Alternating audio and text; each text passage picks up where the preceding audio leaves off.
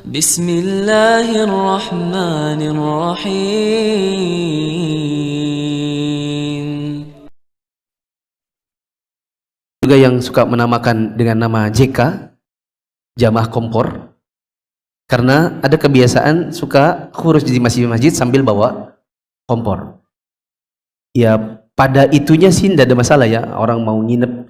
Kita kan juga kalau bulan Ramadan iktikaf kadang-kadang misalnya bawa kompor buat masak mie, buat masak apa. Ya, ini kan di sini masjid ada kompor juga di situ, mie. Ya. Untuk urusan kompor tidak ada masalah. Cuman masalahnya adalah khuruj ini ada nggak dalam as-sunnah? Nanti akan dibahas. Pendiri JT namanya Muhammad Ilyas Al-Kandahlawi Ad-Deobandi Al-Jisti. Salah satu dari ciri jamaah tabligh adalah tabligh berjamaah atau tabligh jama'i yang disebut dengan khuruj. Apa namanya? Khuruj.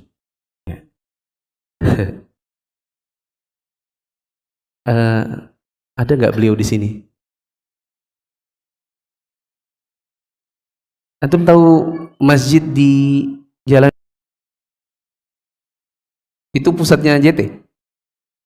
Apa? Ya pokoknya itulah ya. Masjidnya merah, warna merah, tapi bukan Mufid kan?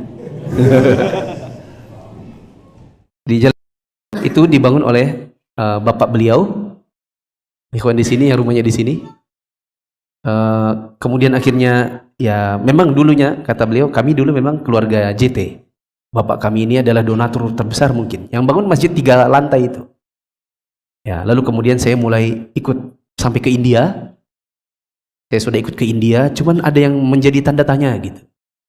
Di masjid ini kok ada kuburannya, terus kok kita ini sholat di kuburan gini kena nggak ini kah? Nggak, ini boleh aja kah? Gitu. Sampai akhirnya ketemu kajian-kajian sunnah, lama-kelamaan akhirnya saya undur diri. Tapi kita tidak mungkin Ustaz ambil lagi masjidnya. Karena itu sudah oke lah, sudah dikuasai di sana. Kita tidak mungkin ambil kembali, Bapak sudah mewakafkannya. Ya, yang jelas kami sudah tidak JT lagi. Sudah ikut kajian sunnah. Jamaah tabligh, khurujnya itu diambil dari firman Allah. Ya, jadi khuruj ini acara bid'ah, tapi ada dalilnya. Makanya saya sering bilang, orang itu kalau memaksa-paksakan Al-Quran dan Sunnah, yang sesat juga pakai ada dalilnya. Di sini, dalilnya adalah Ali Imran 110. Allah mengatakan, kuntum khaira ummatin ukhrijat linnas. Engkau adalah umat yang terbaik yang dikeluarkan untuk manusia. Nah, kita ini, kata mereka, ukhrijat, jadi kita ini dikeluarkan oleh Allah untuk manusia. Jadi kita harus ke masjid dan khuruj, gitu. Kita harus punya acara namanya khuruj. Khuruj itu untuk berdakwah. Apa dalilnya khuruj? Ini. Ya. Tapi ini dari kalangan ulama ahli tafsir tidak ada yang menafsirkan ukhrijat di sini artinya khuruj. Nah, pendirinya ini Muhammad Ilyas Al-Kandahlawi pernah bermimpi. Menurut dia dalam mimpinya ada yang memerintahkan dia untuk keluar kharaj atau khuruj. Berdakwah kepada manusia seperti para nabi. Tidak diragukan lagi bahwa menurut ahli tafsir, bahwa tafsirnya Muhammad bin Ilyas Al-Kandahlawi ini adalah cara yang sangat batil. Karena ini menggabungkan cara-cara sufi. Cuma di sini nggak disebutkan ya. Saya pernah baca risalah kecil yang dikirimkan kepada pendiri JT. Kata beliau, kalian mengklaim bahwa jamaah tabligh ini dibangun di atas 4 tarekat sufi. Qadariyah, Jistiyah, Sarawardiyah, Naqsyabandiyah. 4 tarekat sufi. Tahu Naqsyabandiyah di Indonesia ada? Antum pernah dengar kalau Idul Fitri suka ada yang lebaran duluan, rambutnya kuning-kuning itu? Nah, JT ini terbangun di atas 4 tarekat sufi digabung jadi satu. Ya. Azan dulu deh. Tabligh, disclaimer dulu. Jamaah tabligh Muslim. Ya, mereka tetap Islam. Sholat bersama mereka sah. Baik diimami, apalagi cuma mengimami mereka. Mereka tetap saudara sesama Muslim. Hanya saja dalam beberapa masalah mereka ini tidak sesuai dengan akidah Ahlussunnah wal Jamaah. Jamaah tabligh membiarkan orang berbuat syirik, menyekutukan Allah. Seperti yang saya bilang tadi, ada ikhwan yang di sini adalah anak pembesarnya di sini, ikut ke India, khuruj ke sana, karena mereka itu memang khuruj itu ada tingkatan-tingkatan. Ada nisabnya namanya. Dalam 40 hari harus ada 3 hari. Dalam 1 tahun harus ada 40 hari. Nanti yang paling tinggi adalah khuruj ke India. Bahkan sebagian jamaah tabligh yang ekstrim, sebagian, tidak semua, sebagian ekstrim, mereka menganggap kumpulnya mereka khuruj di India lebih.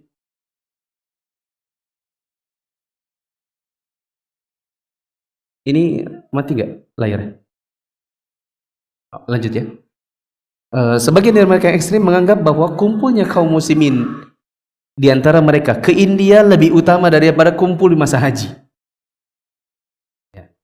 Meskipun tidak semua, karena seperti yang saya bilang di awal, kadang akidah mereka itu ada pergeseran, beda masa, beda tempat, itu kadang mereka sudah tidak meyakininya lagi. Makanya mereka ada kata-kata, kami nggak gitu kok. Mereka sangat benci dengan Imam Ahlussunnah seperti Syekhul Islam Ibnu Taimiyah, Ibnu Qayyim, Muhammad bin Abdul Wahhab. Saat seorang pemimpin dari mereka pernah berkata, seandainya aku punya kuasa, maka aku akan bakar kitab-kitab Ibnu Taimiyah, Ibnu Qayyim dan Ibnu Abdul Wahhab. Dan aku tidak akan meninggalkan sedikit pun juga kitab-kitab mereka di muka bumi. Di antara pendapat yang salah dari JT ini, kita ambil beberapa saja. Satu, mereka punya namanya usul sittah. Usul sittah itu artinya punya prinsip keyakinan jumlahnya 6. Yang pertama namanya kalimah thayyibah. Maksudnya adalah syahadat. Tetapi syahadat mereka, tauhid mereka hanya pada sebatas rububiyah. Nah, nanti teman-teman bertanya lagi, rububiyah itu apa? Waduh, kita sudah tidak bisa balik lagi. Karena pembahasan ini sudah lewat setahun kemarin, 2 tahun kemarin, udah berulang kali. Kalau teman-teman ada yang lepas dari kajian ini sedari awal, silakan melihat rekaman kajiannya di YouTube dan Facebook Mulfisa Fitri Official. Insya Allah ada. Ya. Kesalahan mereka adalah tauhid mereka pada rububiyah saja. Mereka tidak paham dengan yang namanya uluhiyah, apalagi asma wa sifat. Terus, keyakinan mereka bahwa berhala itu hanya ada 5, yaitu urusan pekerjaan duniawi, kemudian karib kerabat, kemudian diri sendiri, nafsun ammaratun bisu, kemudian hawa nafsu, kemudian syaitan. Ya. Meskipun sekali lagi kadang-kadang ada pergeseran, makanya kita dapati teman-teman jamaah tabligh banyak juga yang kaya. Ya. Mungkin mereka menganggap kalau kita kaya kita bisa nyumbang buat khuruj. Kedua, mereka sholat 5 waktu. Dan sekali lagi saya tekankan, jamaah tabligh itu tetap muslim. Ketiga, namanya ilmu. Mereka punya ilmu fadail, ilmu masail. Hanya saja yang kita lihat di Indonesia, mereka lebih banyak ke ilmu fadail. Yang penting keutamaan sholat apa, keutamaan puasa, keutamaan zikir, keutamaan. Sehingga mereka sangat senang dengan ibadah, dengan memperhatikan keutamaan. Tapi kalau kesesuaian dengan sunnah, mereka nggak begitu perhatian. Saya pernah ngisi di jadwal saya, memang ini lagi ada khuruj. Ya, saya bilang, ini lagi khuruj ya? Kok wajah-wajah? Iya Ustaz, lagi ada khuruj. Oh diizinkan? Ustaz, ketua DKM mengizinkan. Oke, nggak apa-apa. Semoga mereka dapat hidayah. Saya duduk buka kitab tentang tauhid, pembatal keislaman. Ya, saya jelaskan, buat yang memang sudah kajian sunnah, iya, sambil buka halaman sekian. Adapun mereka pegang buku itu gini.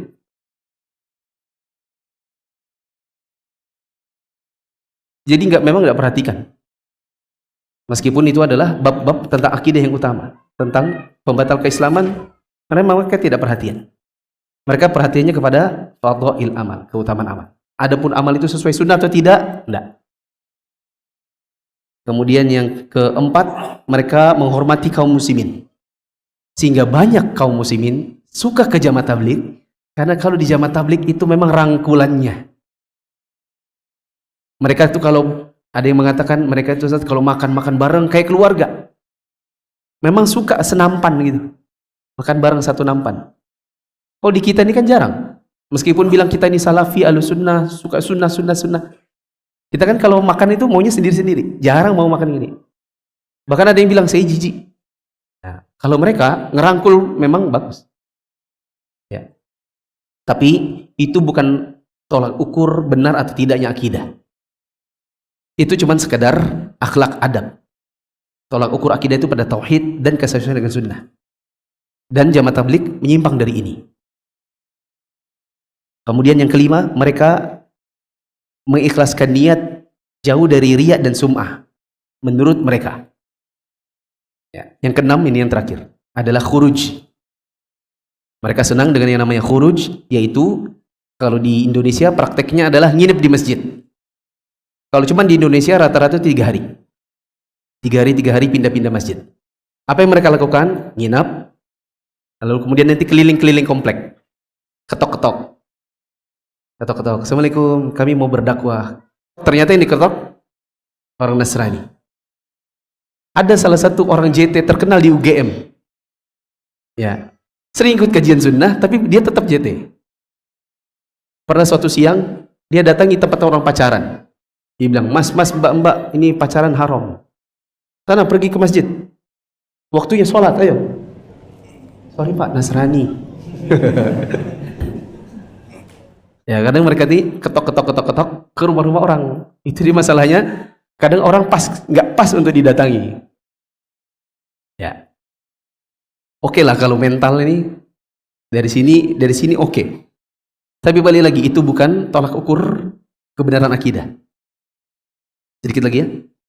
Kedua, mereka manhajnya tasawuf. Ketiga, guru-guru mereka dibaiat dengan 4 tarekat sufiyah, yaitu Naqsabandiyah, Qadiriyah, Jistiyah, Sarawardiyah. Kemudian yang keenam, langsung lompat ke 6, mereka itu kadang berdakwah tanpa ilmu. Dan ini sangat nyata pada JT-JT di Indonesia terutama. Yang baru taubat dari pasar, dari preman, suruh maju, lalu kemudian suruh ceramah. Paling tidak kalaupun tidak ceramah, baca buku Fadhil Amal. Sementara dia tidak tahu Fadhil Amal itu banyak hadis palsunya. Fadhil Amalnya JT itu banyak palsunya. Ya, sementara disuruh baca, nggak disaring lagi. Karena yang ngajar ini preman baru tobat.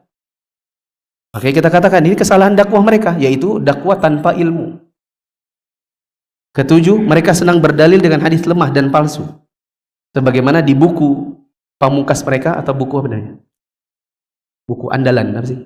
Buku andalannya, yaitu Fadhail Amal karya Al-Kandahlawi. Yang terakhir yang kesembilan, sebagian dari mereka menganggap bid'ah itu kadang lebih bagus daripada sunnah. Dan punya prinsip, bid'ah kalau bisa menyatukan umat lebih bagus daripada sunnah tapi memecah belah umat. Padahal yang benar, sunnah dan menyatukan umat, itu harusnya. Dan sunnah itu menyatukan umat, berbuat bid'ah itu justru memecah belah umat. Wallahu a'lam bishawab. Ternyata tidak selesai, masih ada Ikhwanul Muslimin, Sururiyah, Hizbut Tahrir, kemudian aliran NII, nanti juga ada Isa Bugis, Ahmadiyah, bahkan ada Zaitun, sama Sapu. Ya. Barakallahu wa bihamdika, asyhadu an la ilaha illa anta, astaghfiruka wa atubu ilaik. Wassalamualaikum warahmatullahi wabarakatuh.